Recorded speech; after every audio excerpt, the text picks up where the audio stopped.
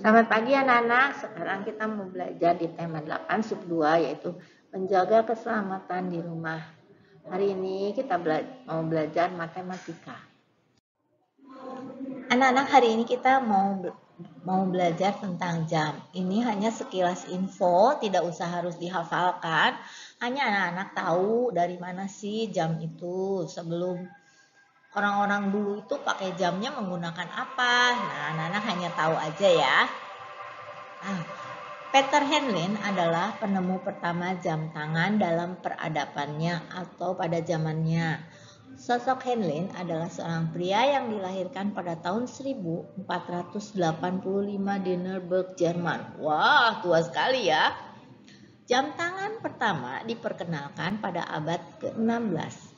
Jam tangan tertua yang diketahui adalah jam tangan milik Ratu Elizabeth I yang dibuat oleh Robert Dudley pada tahun 1571. Zaman dahulu, sinar matahari digunakan sebagai petunjuk waktu.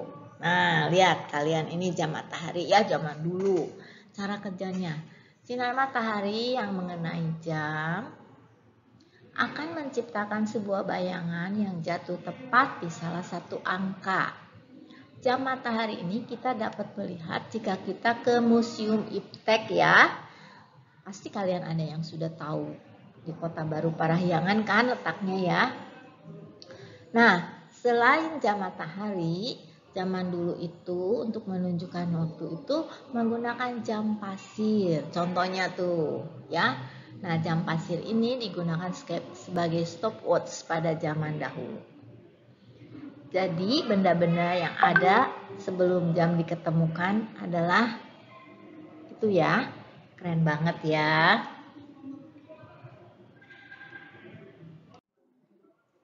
Nah, ini kita dapat melihat jam matahari bila mengunjungi Museum Puspa Iptek Bandung yang terletak di Kota Baru Parahyangan. Nah, ini tampak dari depannya.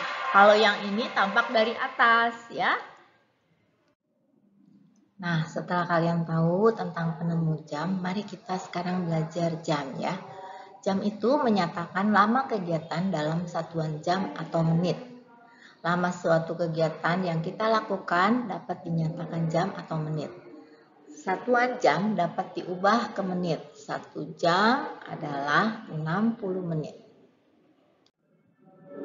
Perhatikan jam ini. Jam ini menunjukkan pukul 7. Ya. Cara penulisannya adalah pukul 07.00.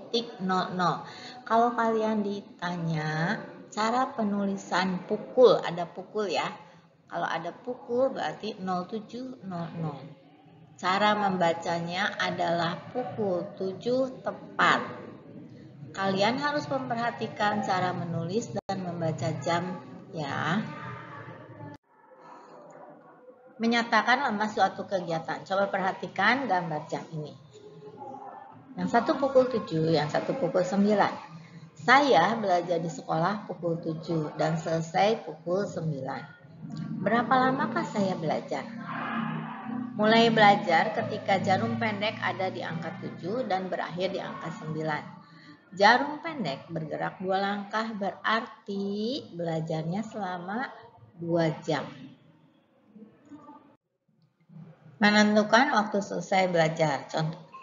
Contohnya, saya belajar pukul 10. Saya selesai belajar 2 jam.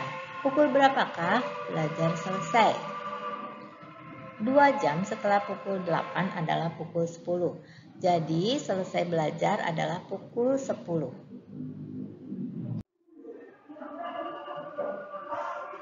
Menentukan mulainya waktu kegiatan. Contohnya, saya berlatih bola selama 4 jam. Jika saya selesai berlatih pukul 11, pukul berapakah saya mulai berlatih? Ya, pukul berapa latihannya? Coba ini. Kamu lihat pukul 11-nya, lalu mundur ya. 4 langkah. 1, 2, 3, 4. Jadi pukul berapa? Pukul 7.